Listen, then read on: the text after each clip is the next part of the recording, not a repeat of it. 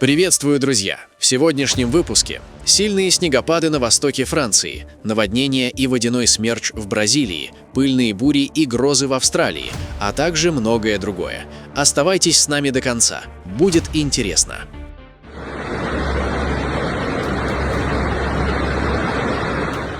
Сильные проливные дожди, обрушившиеся на штат Сан-Паулу, привели к катастрофическому наводнению в городе Бауру. Буквально за несколько часов в регионе выпала месячная норма осадков, из-за чего местная ливневая система не справилась с нагрузкой, уровень воды в низинных районах поднялся более чем на 1,5 метра. Стремительные потоки воды смыли припаркованные автомобили, разрушили дорожное покрытие и затопили первые этажи жилых домов и коммерческих зданий. В центре города движение транспорта оказалось полностью парализовано. Несколько ключевых проспектов оказались отрезаны от остальной части муниципалитета из-за сошедших оползней. Для эвакуации людей, оказавшихся в ловушке в своих транспортных средствах и залитых водой помещениях, спасательные службы использовали надувные лодки. Власти Бауру объявили в регионе режим чрезвычайной ситуации. Для всех пострадавших, чье жилье было признано аварийным, открыты центры временного размещения. Жители и работники порта Манаус в Бразилии стали свидетелями, как во второй половине дня над акваторией реки Риу-Негру сформировался крупный водяной смерч. Атмосферный вихрь возник на фоне сильного шторма и проливного дождя, охватившего столицу штата Амазонас. Водяная воронка соединила грозовое облако с поверхностью реки, вызвав панику среди людей, находившихся в прибрежной зоне и на маломерных судах. Вихрь нанес ограниченные повреждения прибрежной инфраструктуре. Сообщений о серьезных разрушениях или пострадавших не поступало. В период с 25 по 26 марта на южные и восточные регионы Франции обрушились сильные снегопады. Резкое вторжение арктических воздушных масс привело к тому, что в департаментах, уже начавших подготовку к летнему сезону, установился плотный снежный покров, местами достигающий 20-30 сантиметров. Наиболее сложная обстановка сложилась в горных массивах, а также в низменностях Прованса, где тяжелый мокрый снег вызвал массовый обрыв линий электропередач и падение сотен деревьев на проезжую часть. Сотни автомобилистов оказались заблокированы на скоростных трассах. Власти экстренно развернули пункты обогрева и задействовали тяжелую снегоуборочную технику. Местные аграрии выражают серьезную обеспокоенность, так как внезапные морозы и снег угрожают уничтожить цветущие фруктовые сады и виноградники, что может привести к катастрофическим потерям для сельского хозяйства региона. –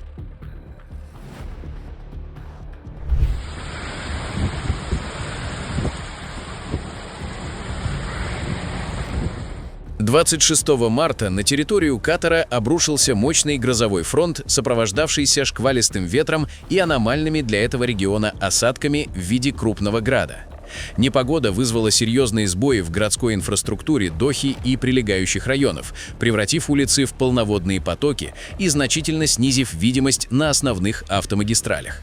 Резкое ухудшение метеоусловий напрямую отразилось и на спортивной жизни страны. Из-за интенсивного выпадения града был приостановлен футбольный матч, проходивший на открытом стадионе. Сильный ветер, порывы которого достигали штормовых значений, повредил временные конструкции и рекламные щиты в фан-зонах. Однако системы дренажа современных арен позволили избежать серьезного затопления игровых покрытий. Метеорологический департамент Катара выпустил экстренное предупреждение, призывая жителей проявлять максимальную осторожность и избегать выхода в море до полной стабилизации атмосферного давления и прекращения грозовой активности.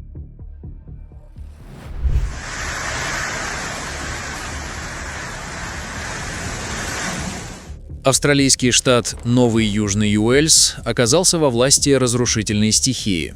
26 марта на регион обрушились пыльные бури и грозы, парализовавшие привычную жизнь сотен тысяч людей.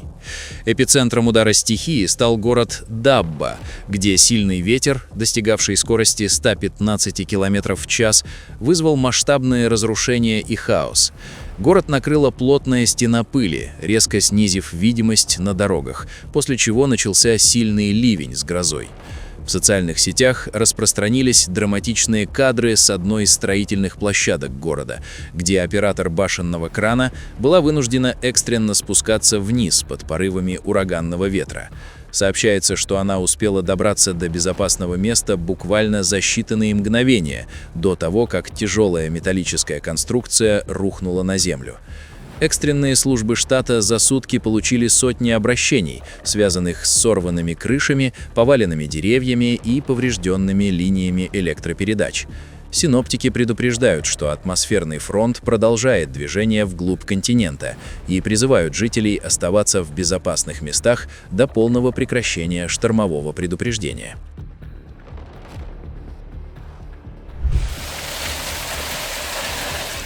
Мощнейший циклон обрушился на Египет. Небо над Большим Каиром и древним плато Гиза окрасилось в сине-черные тона, а воздух прорезали непрекращающиеся вспышки молний и оглушительные раскаты грома. На смену изнуряющему зною пришли шквалистые ветры и аномальный град, устилающий пески пустыни ледяным ковром. Стихия не пощадила ни столицу, ни провинции. От северного побережья, где Средиземное море обрушивает гигантские волны на набережной Александрии, до плодородной дельты Нила, где ливневые потоки размывают дороги и угрожают посевам. Удар стихии оказался по-настоящему масштабным. На северном побережье и в дельте Нила проливные дожди превратили дороги в бурные реки. Ситуация в городах Суэцкого канала и на Синайском полуострове остается крайне напряженной. Шквалистый ветер угрожает портовой инфраструктуре и линиям электропередач. Северная часть Верхнего Египта также не осталась в стороне. Неожиданный для этих широт град повредил сельскохозяйственные угодья, ставя под угрозу будущий урожай. Метеорологи предупреждают, что пик непогоды еще не пройден, и призывают жителей Большого Каира и прибрежных зон проявлять максимальную осторожность, избегая поездок в охваченные бурей районы. —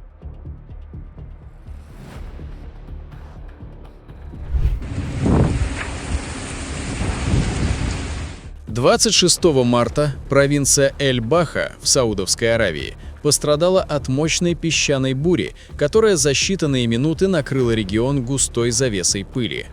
Природное явление сопровождалось резким усилением ветра, из-за чего видимость на ключевых автомагистралях, связывающих горные районы с прибрежными зонами, упала практически до нуля. Плотное облако песка окрасило небо в багровые тона, заставив местных жителей искать укрытие, а водителей экстренно останавливать движение на обочинах дорог во избежание массовых аварий.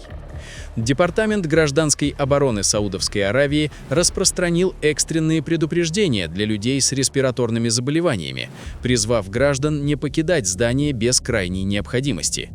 Несмотря на то, что для данного региона песчаные бури не являются редкостью, интенсивность нынешнего шторма вызвала перебои в работе местных торговых площадок и временное закрытие ряда образовательных учреждений.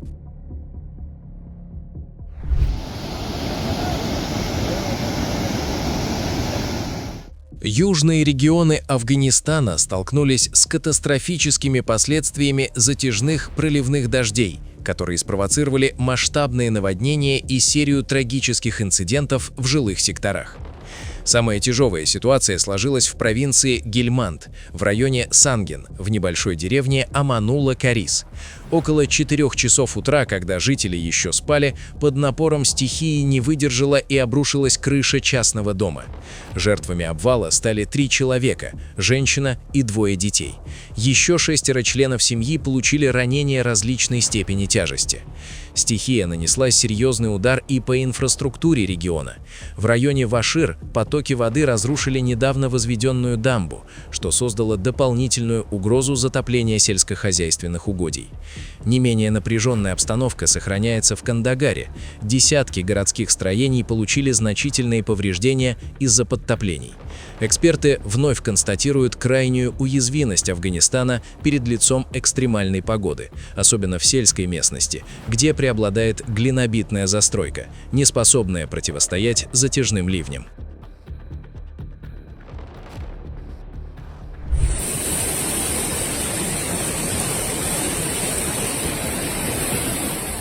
Райский остров Пуэрто-Рико оказался в плену мощной штормовой системы. С 24 по 25 марта на регион обрушились бесконечные тропические ливни, превратившие живописные холмы в зоны риска, а спокойные реки — в бурлящие потоки. От восточного побережья Лукильо до самого сердца острова природа устроила суровую проверку на прочность. То, что начиналось как затяжной дождь, быстро переросло в погодную аномалию. Муниципалитеты Карасаль, Кмаровис и Наранхита приняли на себя основной объем осадков. В среднем здесь выпало до 127 мм, однако в отдельных точках приборы зафиксировали почти 230 мм. Такой объем влаги заставил реки и ручьи мгновенно выйти из берегов. Вода начала подбираться к жилым домам, затапливая подвалы и первые этажи зданий в низинах. Рельеф острова сыграл злую шутку с жителями центральных регионов. Насыщенная влагой почва в Карасале начала терять устойчивость. Сообщается о локальных оползнях, которые заблокировали второстепенные дороги, отрезав небольшие общины от основных магистралей. На востоке острова ливни сопровождались сильным прибоем, что привело к подтоплению популярных туристических зон. Власти просят граждан не пересекать затопленные участки дорог. Даже 15 сантиметров текущей воды могут сбить человека с ног или остановить автомобиль. Масштабное наводнение в округе Кеджо-Кеджи в Южном Судане привело к гибели 9 человек. Трагический инцидент произошел в вечернее время, когда автомобиль, перевозивший участников похоронной процессии, попытался пересечь мост Лубаджо. Колонна следовала из столицы страны Джубы в Бори-Бома, однако из-за проливных дождей уровень воды поднялся и мощный поток смыл транспортное средство в тот момент, когда водитель пытался преодолеть затопленный участок. 5 пассажирам удалось спастись. 3 из них были экстренно госпитализированы в медицинские учреждения Джубы. Еще 2 остаются под наблюдением местных врачей. В связи с произошедшим власти объявили траур и выходной день для проведения церемонии прощания с погибшими. Жители региона подчеркивают, что низководные переправы, подобные Лубаджо, регулярно становятся смертельно опасными в сезон дождей, так как оценить реальную глубину и силу течения в таких условиях практически невозможно. Намибия, привыкшая к палящему солнцу, столкнулась с неожиданной переменой погоды. Мощный грозовой фронт разрезал небо над страной, превратив засушливые саванны в бушующие реки. Регионы Отьозонджупа, Хардап и Очезонджупа оказались в эпицентре погодного хаоса, который принес с собой недолгожданную влагу, разрушение и страх. Самый тяжелый удар принял на себя Гроотфонтейн в регионе Отьозонджупа. Мирный вечер превратился в кошмар. Небо почернело, а на город обрушилась стена воды в сопровождении ураганного ветра. Шквалистые порывы ветра буквально срывали кровлю с жилых домов и государственных зданий. Поваленные деревья заблокировали улицы, а обрывы линий электропередач погрузили целые кварталы в полную темноту. Пока север боролся с ветром, южные и центральные районы сражались с прибывающей водой. В регионе Хардап сухие русла рек наполнились за считанные минуты. Мощные потоки воды отрезали фермерские угодья от внешнего мира, превратив холмы в изолированные острова. Наводнения не пощадили ничего на своем пути. Разрушены ограждения, затоплены склады с продовольствием, часть поголовья скота унесена стихией. Для аграрной Намибии дождь – это всегда праздник, но такая интенсивность осадков стала катастрофой. Метеорологи объясняют аномалию столкновением влажных воздушных масс из тропиков с холодным фронтом, что создало сверхмощные конвективные системы. Масштабные наводнения, вызванные экстремальными осадками, накрыли северное побережье острова Ява. Сильнее всего удар стихии ощутили на себе жители округов Батанг и Бребис. Спасательные службы там работают в режиме 24/7 для эвакуации пострадавшего населения. В округе Бребис из-за непрекращающихся ливней река Бабакан вышла из берегов и затопила жилые массивы и ключевые транспортные артерии. Трасса Китангунган-Пиджаган оказалась полностью парализована. Уровень воды на отдельных участках дороги достиг 60 сантиметров, что сделало проезд невозможным даже для грузового транспорта. Полиция экстренно перенаправляет поток машин с платной дороги Пиджаган на трассу Пантура и через эстакаду Клонинган в сторону Богуславе. Данные региональных агентств по управлению стихийными бедствиями рисуют тревожную картину.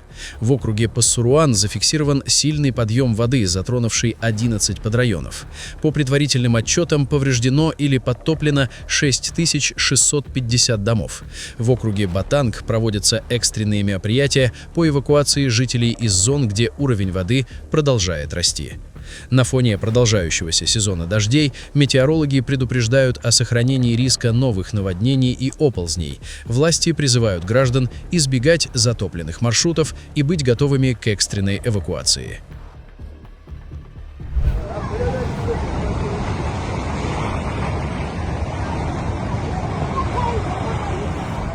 На город Гванда в Зимбабве обрушились экстремальные ливни, не прекращавшиеся несколько часов. Рекордное количество осадков привело к переполнению резервуаров и катастрофическому наводнению. Сразу две плотины не выдержали колоссального давления. Главный удар нанесла частная плотина Инсинди. Массивная стена водохранилища объемом 5 миллионов кубометров рухнула, высвободив гигантский поток, который сметал все на своем пути. Практически одновременно произошло обрушение дамбы у средней школы Мтшабези, что усилило мощь стихии. В какой-то момент над городом нависла угроза полного затопления, когда пошли слухи о разрушении главной плотины региона Мтшабези-Дам. Однако комиссия гражданской защиты поспешила успокоить население. Несмотря на переполнение и активный сброс воды через гребень, основное сооружение выстояло и осталось безопасным, предотвратив еще более масштабную трагедию. Последствия прорыва оказались сокрушительными для городской инфраструктуры. Бушующие потоки парализовали жизнь Гванды, превратив мост через реку Мтшабези в непроходимый остров среди воды, и полностью заблокировали транспортное сообщение. Водная стихия не пощадила жилые дома и жизненно важные объекты. Была затоплена центральная насосная станция, что привело к немедленному прекращению водоснабжения во всем городе. Лишь к вечеру воскресенья уровень воды начал медленно спадать, обнажая масштабы разрушений: размытые дороги, заваленные обломками переправы и уничтоженные постройки. Весь следующий день спасатели и дорожные службы вели героическую борьбу с завалами, и только к середине дня движение транспорта по ключевым мостам удалось восстановить. Сейчас Гванда постепенно возвращается к жизни. Власти оценивают колоссальный ущерб и разрабатывают план восстановления разрушенных гидротехнических сооружений. Друзья, на этом наш выпуск завершен. Будем рады видеть вас снова. Подписывайтесь и до встречи завтра в новом выпуске.